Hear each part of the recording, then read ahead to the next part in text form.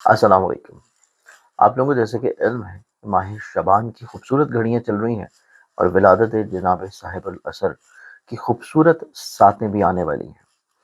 कल के दिन का मैं आपको एक अमल देने जा रहा हूँ जो कि शब जुमेरात भी है, और ना सिर्फ शब जुमेरात है, शब जुमा भी है, और इसके साथ साथ शब बारात भी है, यानी कि इबादत की रात। और इबादत की रात होने के साथ साथ सबसे खूबसूरत चीज़ ये है कि 14 शबानुल मुअज़्ज़म है और विलादत है जनाब साहिबुल अमर अलैहिस्सलाम की। और इसी निस्बत से एक बहुत ही खूबसूरत अमल जो कि हर साल किया जाता है, और ये अमल किया जाता है कबूलियत दुआओं के लिए। आपकी चाहे कोई भी हाजत हो, कोई भी परेशानी हो, कोई भी मुसीबत हो, चाहे आपके कारोबार में, करियर में, रिस्क में प्रॉब्लम्स हैं, आपके घर में नाचाकी है, घर में बेसुकूनी है, बदनज़री है, जादू टूना है, शादी नहीं हो रही, या फिर रिश्ते में खुशहाली कम है, मोहब्बत कम है,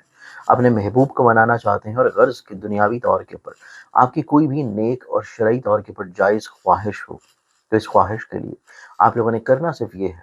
कि आप लोगों ने अरीज़ा जो है वो लेना है। और इस अरीज़े को हासिल करने के लिए आप या तो स्क्रीन के ऊपर नज़र आने वाले व्हाट्सएप नंबर के ऊपर मैसेज कर सकते हैं, आपको तब भी मिल जाएगा, वरना आप किसी भी अपने करीबी बुक स्टॉल से भी अरीज़ा जात ले सकते हैं। अरीज़े के ऊपर एक पूरा पैटर्न बना होता है दुआ का, उसमें थोड़ी सी खाली जगह होती है जिसमें आपने अपने नाम, वालदा के नाम को लिखना है और अपना मकसद लिखना है, जो आपका मकसद है दुआ का। इस मकसद को लिखने के बाद आपने इसको एक आटे का पेड़ा ले लें, छोटा सा,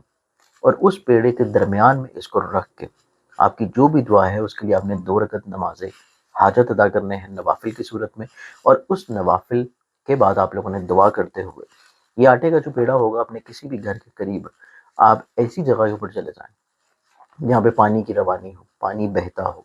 नहर हो, दरिया हो, समंदर हो, या कोई बहुत बड़ी झील हो जहाँ पे मछलियाँ पाई जाती हैं, आबी जानवर पाए जाते हैं। वहाँ पे आप लोगों ने सलाम अर्ज़ करते हुए वक्त के इमाम को उनके हजूर अपनी हाजत पेश करनी है, और आपकी इंशाल्लाह हाजत रवाई हो जाएगी।